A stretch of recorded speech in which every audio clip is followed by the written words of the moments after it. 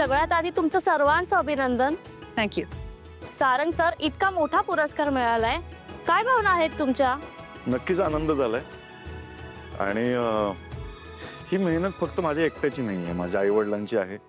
कारण ही कंपनी त्यांनी उभी केली आहे. माझे भाऊ नील, सोहम, बबलू, ऐश्वर्या वहिनी आणि ऑफकोर्स अमृता वहिनी. ती कंपनीमध्ये काम जरी करत नसली तरी आमची सगळ्यांची काळजी घेते. आणि last but not the list, माझी बायको सावली. तिची मेहनत फळाला आली आहे आणि याचा सगळ्यात जास्त आनंद झालाय मला. सॉरी मॅडम, हा पुरस्कार मिळाल्यावर तुम्हाला कसं वाटलं?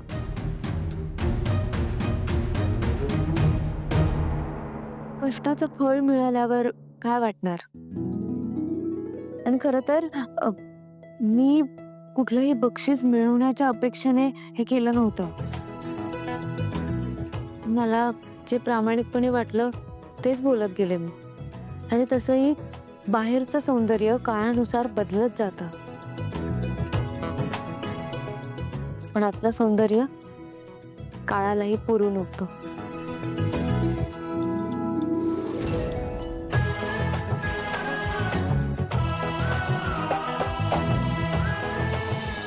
तिलोत्तमा मॅडम, तुमची एक सून प्रसिद्ध आहेच, पण काही दिवसापूर्वी त्यांनी तुम्हाला अडचणीत आणलं होतं आणि आता दुसरी सून तर जागतिक स्तरावर पोहोचले. कसं वाटतंय तुम्हाला? हा काय प्रश्न आहे? खूप आनंद वाटतोय मला.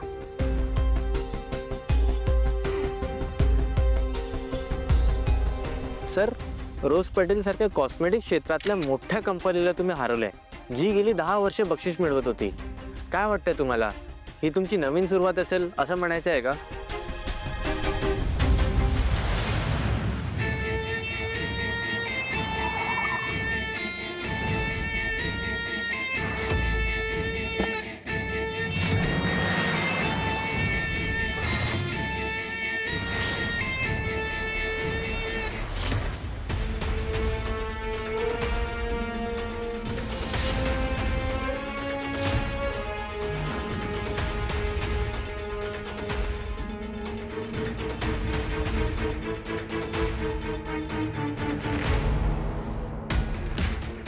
मॅडम, या वर्षीचा बिझनेस कॅम्पेनचा अवॉर्ड सारंग मेंद्रे यांना मिळाला आहे. त्यांची बायको सावली याची ब्रँड अँबॅसेडर होती.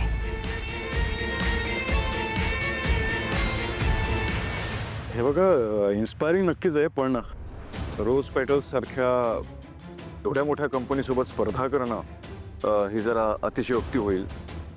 सो मी म्हणेन की आम्ही आमचं काम करत राहू.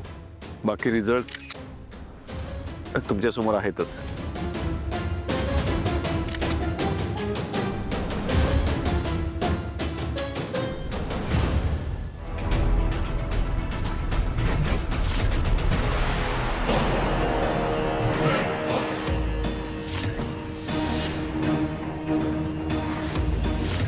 आणि आम्हाला हे जे काही यश मिळालंय त्याच्या मागे, माझ्या मागे सावलीसारखी उभी असणारी माझी बायको म्हणजे सावली,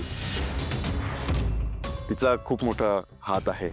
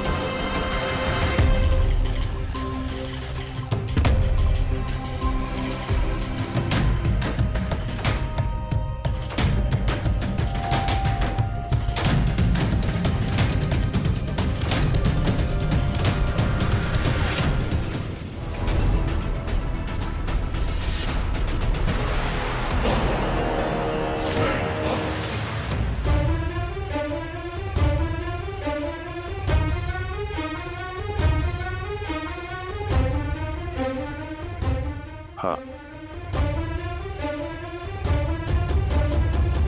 खर तर मी या यशाचं रहस्य एकच सांगेन.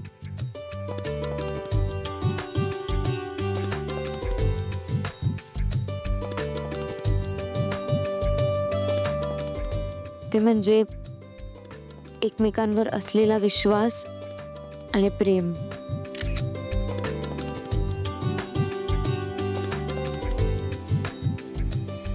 आणि हा विश्वास असाच टिकून राहावा म्हणून आम्हाला तुमच्या शुभेच्छा हव्या आहेत.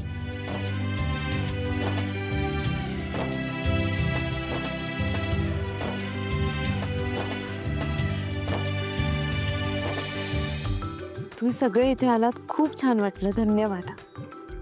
थँक्यू.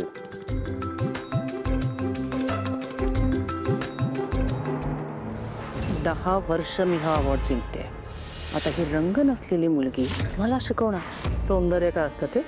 सो अशा प्रकारे ही पत्रकार परिषद संपली असं मी घोषित करते. धन्यवाद.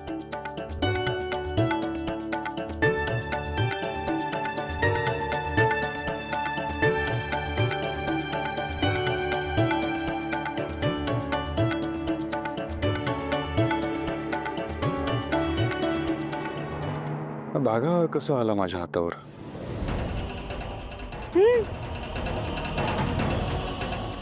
नका काढू. तू बांधलेस? कधी?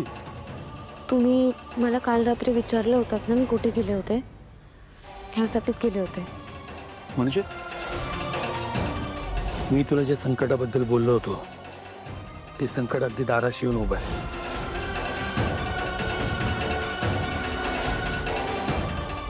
सावली, तुझ्या सौभाग्यावर संकट येणार आहे. हा धागा जोपर्यंत त्याच्या मनगटावर आहे तोपर्यंत कुठलंही संकट त्याच्यावर आलं तरी तो त्यावर मात करू शकेल, त्यातून मार्ग काढू शकेल. लवकरात लवकर तुला हा धागा त्याच्या मनगटावर बांधायचा. पण जगन्नाथजी स्वतः म्हणतात ना की तू माझी आयुष्य रेषा आहेस. मग तू असताना या धाग्याची काय गरज? हो, पण तरी माझा विश्वास आहे म्हणून बांधलाय मी. मला तुमची खूप काळजी वाटते सारंग सर. आणि शिवाय हा धागा तुमचं रक्षण करेल. तुझा विश्वास आहे ना? मग राहू दे.